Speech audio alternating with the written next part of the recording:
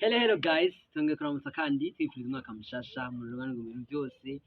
Kuri mikro ni Prince from TNC, ku ruhande rwacu turi na Boris ari tuzi ku izina rya Mr. Babivuze le comedian. Just ni kwifuriza umwaka mushasha, twongeye tuganira kuri bimwe twazanye kumwe n'umwaka wagenze, twazanye kungene ko tura enjoyinga ino mwaka.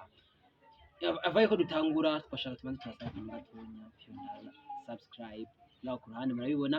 Hama kibazo ca mbere kuri Mr. Babivuze, umwaka wawe gute, byageze gute no mwaka ko winjoyinga gute, bibona mo gute no umwaka uheze cyangwa se umwaka twarangije nawo ubonye neza cyane, aho byanyoheye ku yindi poem twaduga ku yindi poem idasanzwe ku ma YouTube yacu mugende kudukurikirana. Twakomeje gukora cyane ibikorwa bitandukanye, ubwo bitaburamwo intambanye. Ibyo byose twarabikoze uko byagenda kose turabishimira Imana cyane.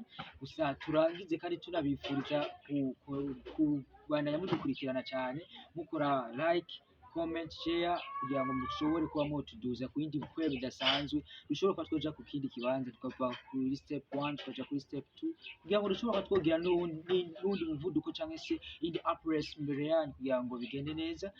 Nta byinshi novuga, gusa icyo ndabemereye nuko muri uno mwaka wa 2024 tugiye gukora ikintu gitangaje cyane. Ya thanks, reka nsubize akajambo mwene wacu. Thank you my brother Justin. Murumva ni Boris ari Mr. Babivuze muri Bagaramento, tuzi ari mu gukora neza cyane mu kintu gihugu cyacu.